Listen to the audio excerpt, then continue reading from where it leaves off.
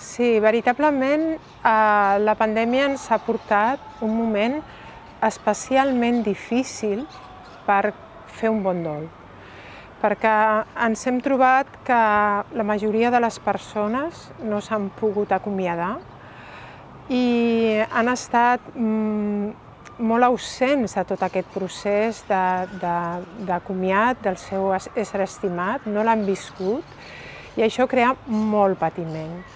Sí, és molt important fer un acte d'acomiadament. Des de temps ancestrals, l'home ja feia rituals de comiat als seus éssers estimats. Perquè un acte de comiat, sigui el que sigui, sempre té una càrrega de simbolisme molt important. Simbolitza l'expressió de totes aquestes emocions que no es podrien expressar d'una altra manera, amb aquest ritual que nosaltres carreguem de valor i li donem tot el sentit per fer aquest acte. Són un acte social. Ens acompanyen sempre els éssers estimats, família, amics, coneguts. I això és molt important perquè ens dona idea de que no estem sols, de que estem recolzats per gent que ens estima i que estimava a la persona que hem perdut. A veure, un acte de comiat hi ha molts actes de comiat. És a dir, cadascú té la seva manera de fer-ho. I després això conclueix amb l'enterrament, ja sigui del cos o de les cendres. Deixar aquest cos o aquestes cendres en un lloc concret perquè descansin, com es diu tradicionalment, perquè descansin en pau. No hi ha un cànon per fer-ho. Realment, des que la gent s'ha tornat més laica, des que el món és molt més global, realment dintre d'una cultura podem trobar-nos molts actes de comiat ben diferents. L'important és el sentit que li donem a això i ser coherents i que per nosaltres allò sigui significatiu. No és més important una forma que una altra, sinó l'important és que el que triem sigui significatiu per nosaltres. Comencem el dol en el moment que pensem que la perdem de veritat, que la possibilitat de perdre-la ja és bastant real. Ja trobem a faltar aquesta persona encara que hi sigui. I el fet de no fer un comiat, en realitat, mai es pot dir sempre, però diguem que sempre hi ha un comiat.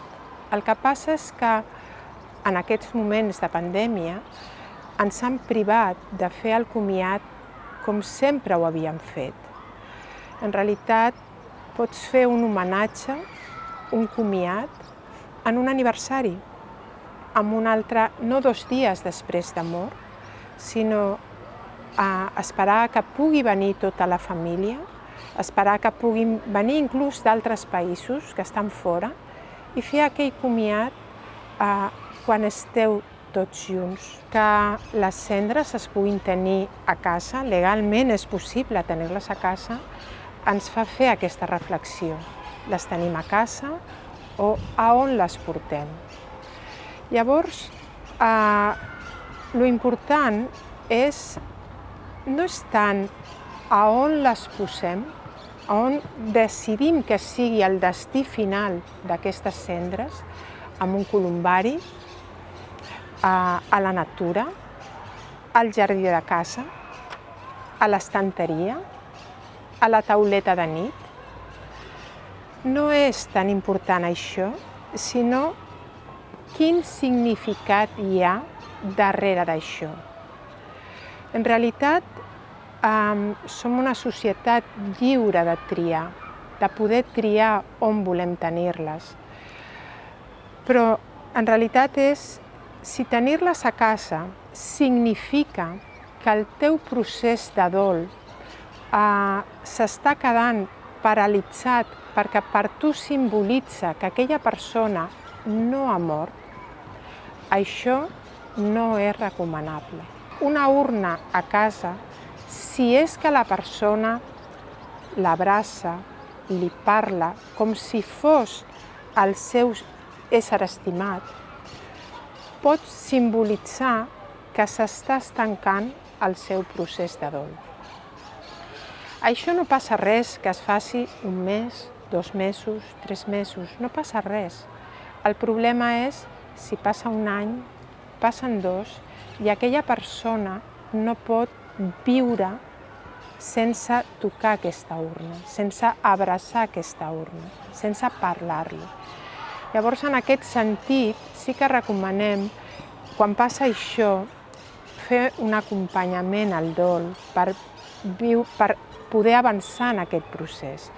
I el fet de que estiguin en un columbari, sobretot, el que ajuda molt és que t'ajuda a connectar-te amb el teu ésser estimat, a poder-li expressar allò que no li vas poder dir, dir-li adeu, donar-li les gràcies, honrar-li, dir-li que te'n recordes d'ell i seguir també amb la teva vida.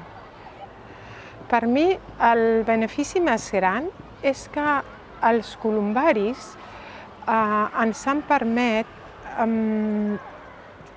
tenir el lloc on està el nostre ésser estimat molt a prop de casa. Antigament la gent no vivia en ciutats tan grans, per tant els cementiris estaven a prop, es podia anar caminant. Però ara per ara la vida ha canviat, hi ha moltes presses, no tenim temps, no ens dona temps d'anar al cementiri perquè a més està lluny. Llavors, la gran avantatge que és deixar les cendres depositades a un columbari és que avui en dia poden haver columbaris al nostre barri, a la nostra església on anàvem sempre.